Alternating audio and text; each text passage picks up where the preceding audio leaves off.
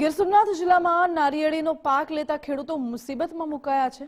વર્ષો સુધી નારિયેળીની માવજાત કરી, પરંતુ ખેડૂતોને તેમના પાકમાં પૂરતું ઉત્પાદન નથી મળી રહ્યું। ઉપરથી પડ્યા પર પાટોની જેમ સફેદ માખી સહિતના રોગોના ત્રાસથી ખેડૂતો ત્રાહિમામ પુકારી ઉઠ્યા છે।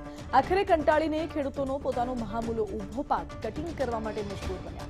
વેરાવળ તાલુકાના સોનારિયા ગામમાં એક ખેડૂતે લાખો રૂપિયાનો ખર્ચ કરીને 9 વીઘા જમીનમાં નારિયેળીનો બગીચો ઊભો કર્યો।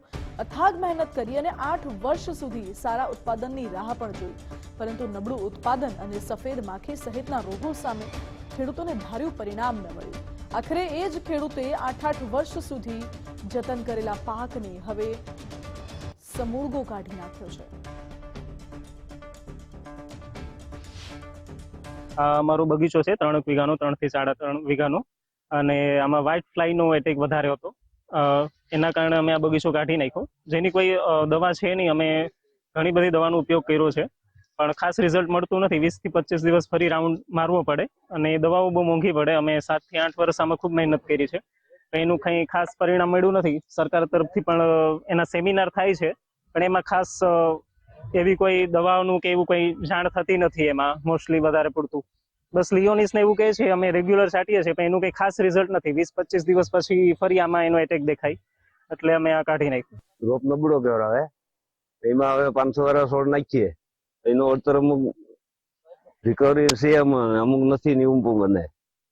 કુદરતી વાતાવરણ છે, આ મહી તો શું છે કે કઈ આવી કઈ ઓછી થાય ને કઈ આવી જે વધારે ને એવું બનતું હોય। મુખ્ય કારણ તો વ્હાઇટ ફ્લાય, જેનો કોઈ ઈલાજ જ નથી, અને ખેડૂતને પોસાય નહીં એટલે કાઢવા જ પડે।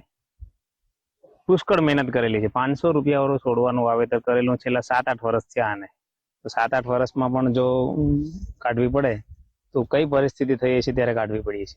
દવા નથી કારગર તો જ કાઢવી પડે ને।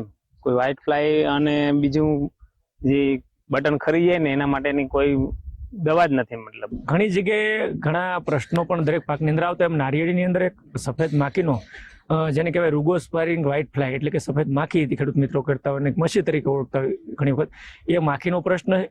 ઘણી જગ્યાએ નારિયેળીના જે પ્રમાણેના નારિયેળ આવવા જોઈએ, એટલે જૂની જાતો હોય, ઘણી વખત સારું જાતનું બિયારણ ન હોય ને એનું પૂરો પોષણ ન મળવાને લીધે ઉત્પાદન નથી મળતું, એ પ્રશ્નો છે। ઘણી કે નારિયેળ ખરવાના પ્રશ્નો છે।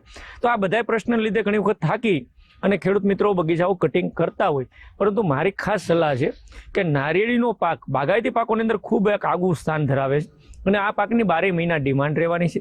માર્કેટની અંદર ખૂબ સારા ભાવ મળવાની સંભાવનાઓ પણ છે, એટલે નારિયેળના બગીચા હોય એને સાચવીએ।